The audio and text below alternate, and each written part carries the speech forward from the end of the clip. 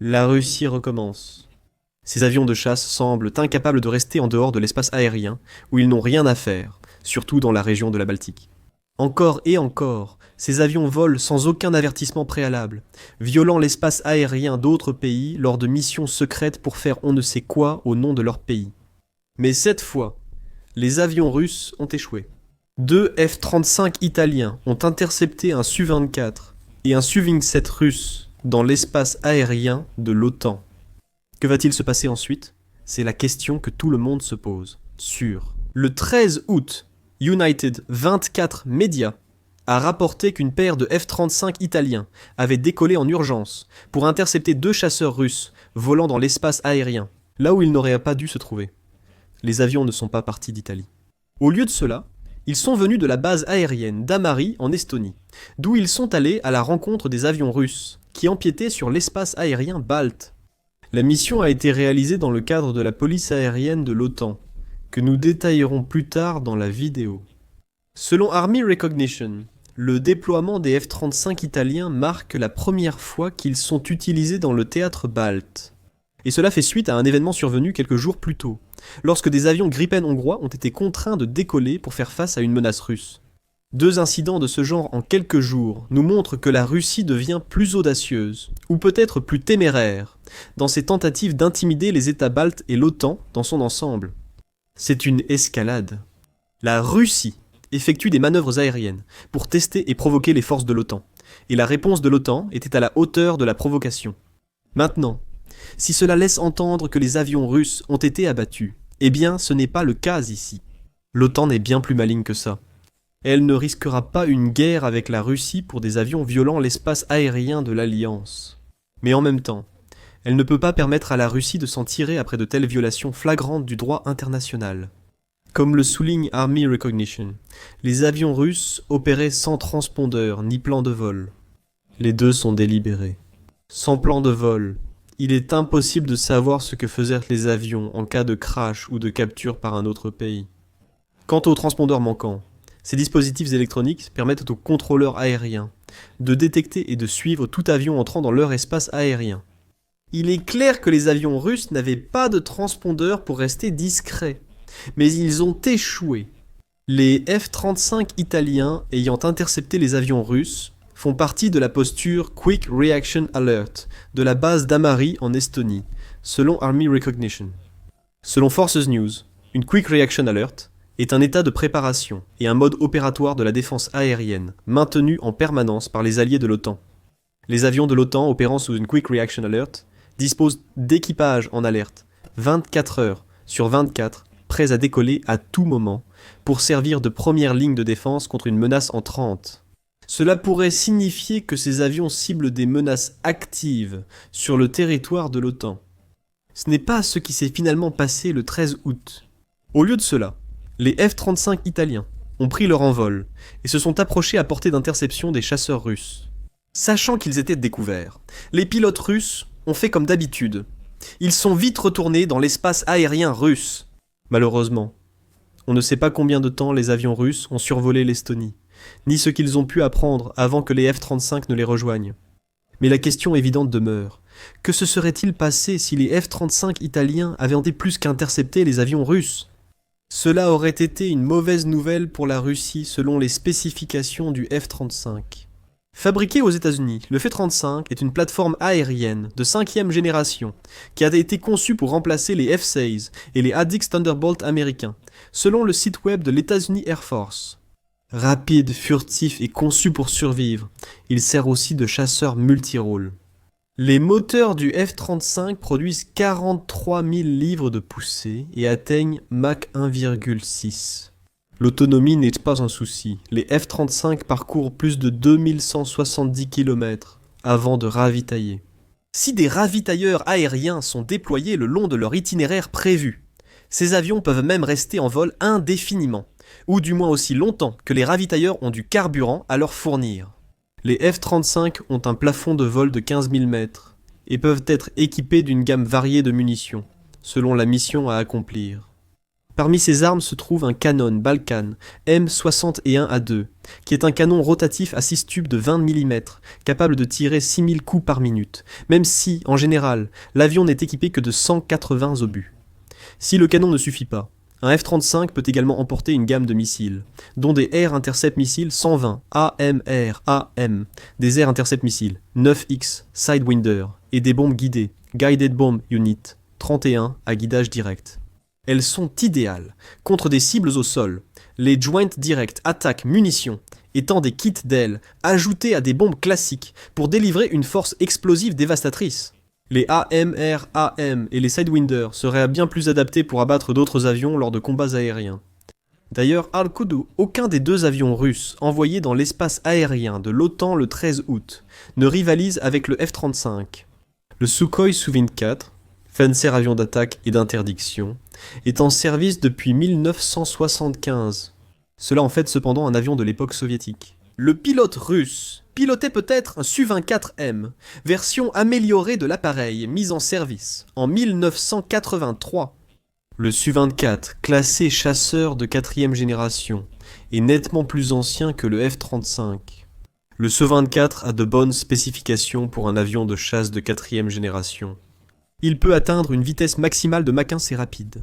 Mais il est à 0,6 Mach derrière le F-35, donc le Su-24 ne pourra pas fuir en combat aérien. L'autonomie de 652 miles du jet reste inférieure à celle du F-35.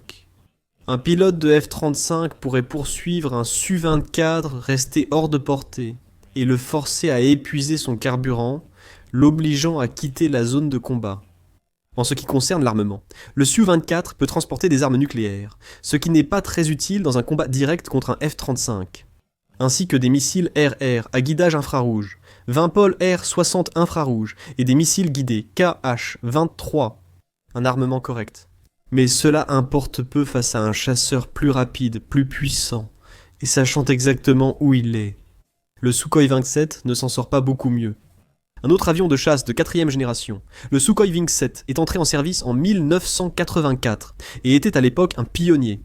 Army Recognition affirme que l'avion a battu plus de 40 records du monde liés à sa vitesse de décollage et à son altitude. Cependant, ces records ont été établis il y a des décennies. Cependant, l'avion peut atteindre Mach 2 plus rapide qu'un F-35 et dispose d'une portée de 3530 km. Son canon de 30 mm concurrence sérieusement celui de 20 mètres du F-35.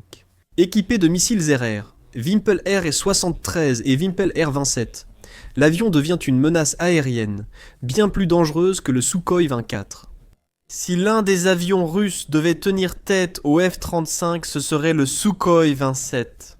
Ki Aero affirme même que cet avion est suffisamment maniable pour constituer une concurrence décente face à certains chasseurs de 5e génération. Tout cela pourrait laisser penser que cet avion peut rivaliser avec le F-35, ce n'est pas le cas.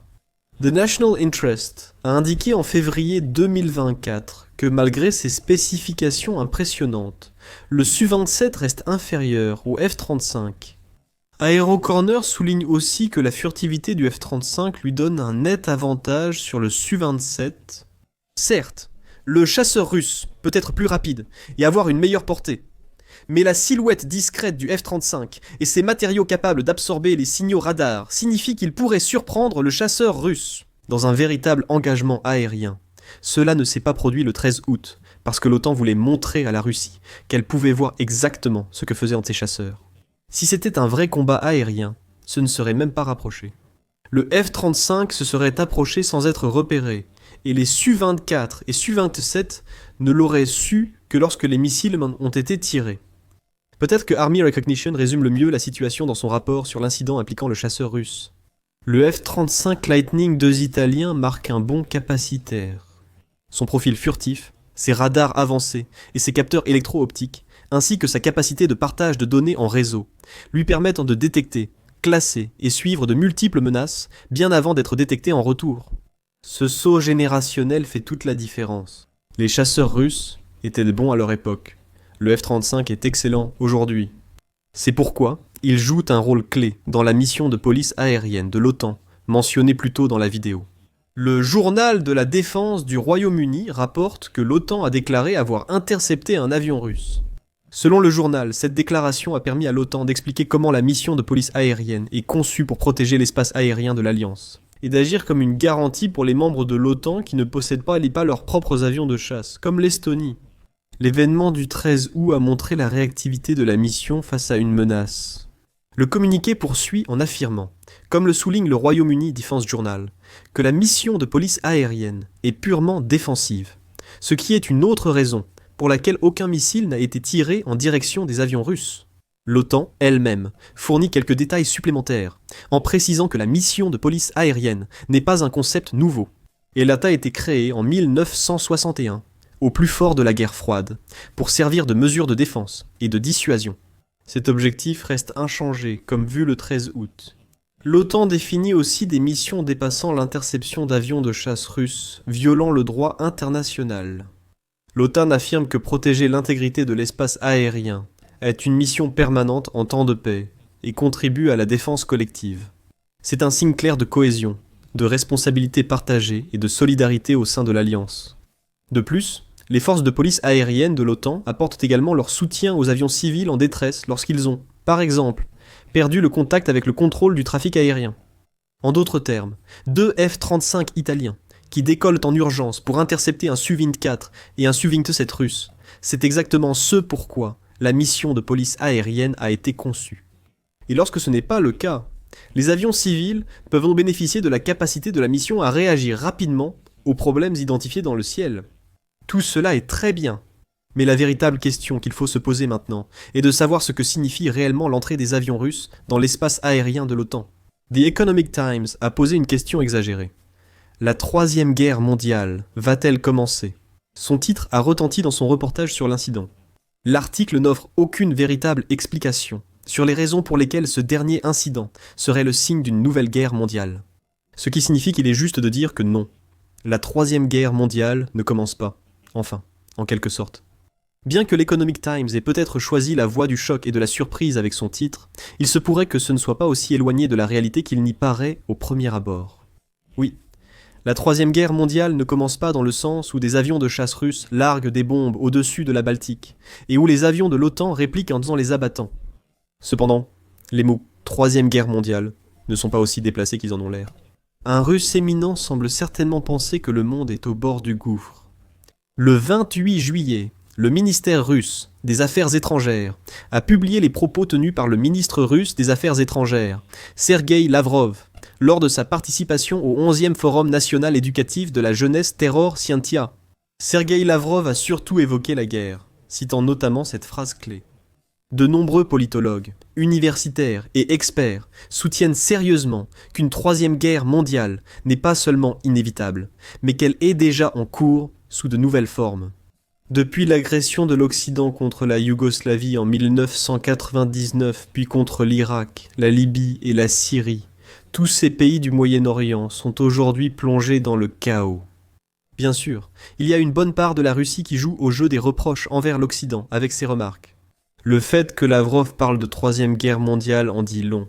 En Russie, on pense qu'une guerre se prépare, voire a déjà commencé. Les bombes ne volent pas encore entre la Russie et l'OTAN. La Russie envoie ses avions dans l'espace aérien de l'OTAN pour tester sa réaction et collecter des informations. Dans quel but ? Une future guerre, peut-être ? On ne le sait pas avec certitude. Le magazine The Week évoque aussi dans un article de juillet qu'il existe déjà de nombreux conflits dans le monde. Cela pourrait suggérer que la Troisième Guerre mondiale est déjà en cours. Après tout, la Russie et l'OTAN ne représentent pas le monde entier. Au Moyen-Orient, Israël se bat contre l'Iran et diverses sectes terroristes islamiques. Les États-Unis ont participé à ce conflit. Des frappes aériennes contre les Houthis au Yémen et une attaque visant les bases nucléaires iraniennes ont conduit l'Iran à riposter contre une base américaine au Qatar. La Chine mène une guerre commerciale avec les États-Unis, selon The Week. De plus, il indique que de nombreux observateurs pensent que la Chine se prépare à envahir Taïwan d'ici 2027. Cela impliquerait probablement les États-Unis et d'autres alliés occidentaux dans un conflit. La Corée du Nord envoie des soldats en Russie pour l'Ukraine. L'Occident collectif envoie des armes et une aide militaire afin que le pays puisse se défendre contre la Russie et lancer des frappes sur le territoire russe. Et maintenant, les avions de chasse russes commencent à empiéter sur l'espace aérien de l'OTAN. Peut-être que parler de troisième guerre mondiale n'est pas si exagéré. Beaucoup de pays se battent, en ce moment, et le monde semble collectivement rester assis sans rien faire, sur un baril de poudre prêt à exploser. Une paire de chasseurs russes interceptés par des F-35 italiens, ce n'est pas l'étincelle qui allumera la mèche de ce baril de poudre. Mais c'est aussi un autre exemple des fortes tensions qui existent en Europe, surtout dans la région baltique. Cette région est essentielle pour comprendre la présence de chasseurs russes dans l'espace aérien balte. Franchement, le 13 août est loin d'être la première fois que cela arrive. On a déjà mentionné le décollage en urgence de chasseurs hongrois pour un incident similaire, quelques jours avant le vol des F-35 italiens. Et en avril dernier, le Defense Post a rapporté qu'une paire de Typhoon de la Royal Air Force britannique avait mené une mission d'interception similaire au-dessus de la mer Baltique. Ils ont dû intercepter des avions russes 3 fois en 2 jours, dont 2 Su-30 MKI et un avion de surveillance IL-20, avançant jusqu'au 28 juin. Et le Kiev indépendant a rapporté que l'Allemagne a de nouveau fait décoller ses avions de chasse au-dessus de la mer Baltique pour intercepter une nouvelle fois un IL-20M russe. Ce ne sont pas des incidents isolés. Il y a un schéma clair ici, à la fois en ce que fait la Russie et où elle le fait.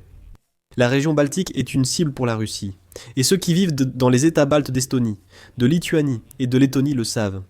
Les 3 sont d'anciens États soviétiques. Cela est inquiétant, car Poutine justifie en partie l'invasion de l'Ukraine par l'histoire commune avec la Russie. En mars 2025, la British Broadcasting Corporation a rapporté que les États baltes essaient tous de se prémunir contre Poutine, craignant que l'un d'eux ne soit le prochain. Si la Russie gagne en Ukraine, la mission de police aérienne de l'OTAN s'inscrit dans cette stratégie.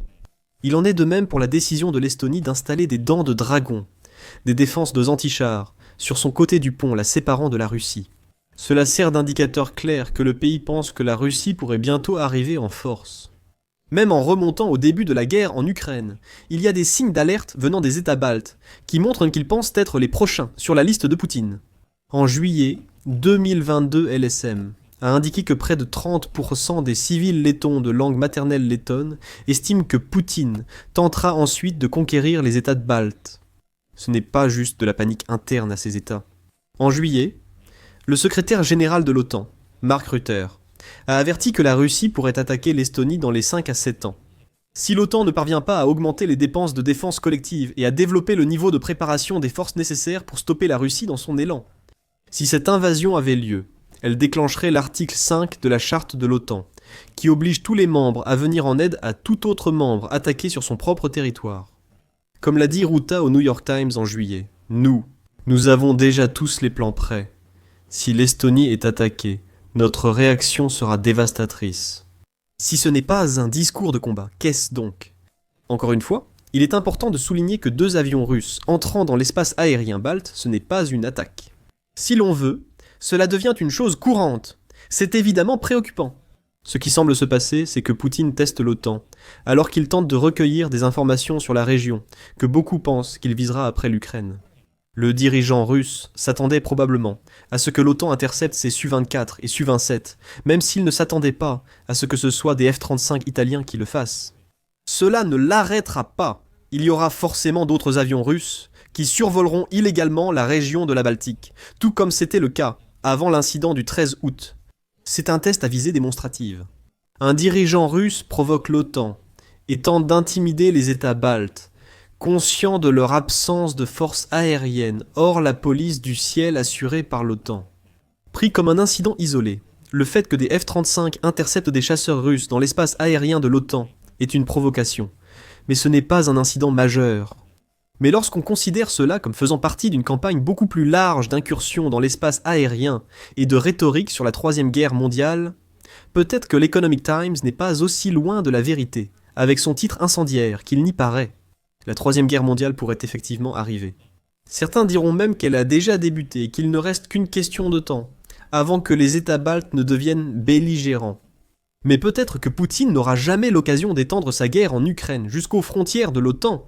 L'emprise du dirigeant russe sur le pouvoir fait face à la plus grande menace depuis des décennies. Des rumeurs de coups d'État à Moscou explosent et Poutine est sur le point d'être trahi. Regardez notre vidéo et abonnez-vous à The Military Show pour suivre les derniers développements du conflit OTAN-Russie.